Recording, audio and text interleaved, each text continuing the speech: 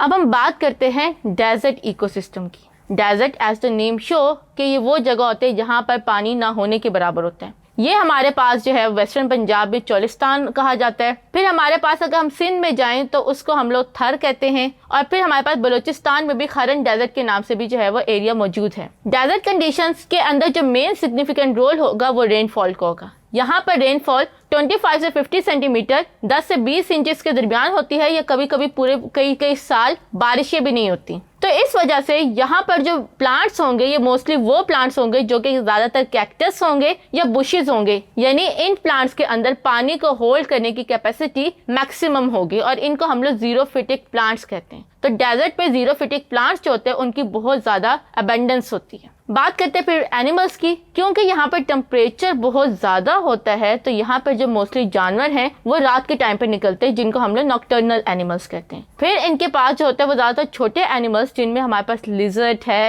Reptiles हैं, small mammals हैं, वो क्योंकि उनके पास एक कैपेबिलिटी होती है कि पानी को अपनी सेलुलर रिस्पिरेशन के थ्रू कंजर्व कर रहे होते हैं और समटाइम्स एयर के थ्रू भी वाटर ऑब्टेन करने की यूनिक कैपेबिलिटीज होती हैं, तो ये मोस्टली यहाँ पर सर्वाइव कर होते हैं। फिर हमारे पास कैमल्स और जो है बिग हॉर्न शीप जैसे जानवर भी होते हैं, जो कि पानी के जो कुएं होते हैं उनसे पानी की जो अपनी ज़रूरत होती है, नेसेसिटी होती है, उसको फुलफिल कर रहे होते हैं। अब हम बात करते हैं ह्यूमन इम्पैक्ट की। ह्यूमन इम्पैक्ट क्योंकि यहाँ पर बायोम्स की कैपेबिलिटी को या ह्यूमन एक्टिविटीज बायोम्स को ख़त्म करें। जैसे हमने पिछले टॉपिक में बात की थी कि जो ग्रास लैंड है वो उसके अंदर बारिश क्योंकि कम होती है तो वो फॉरेस्ट और डेजर्ट के दरमियान की चीज़ है, लेकिन ह्यूमंस अपने एनिमल्स की ओवर ग्रेजिंग करवाने की वजह से और उनके पैचेस को रिमूव करने की वजह से फॉर द एग्रीकल्चर पर्पस वहाँ के अंदर जो है वो सॉइल के अंदर वाटर होल्डिंग कैपेसिटी को डिक्रीज करें, जिसकी वजह से वो एरिया जो है वो डेजर्ट में इंक्रीज होता जा रहा है, डेजर्ट में कन्वर्ट होता जा रहा है by the process name as desertification. So that's why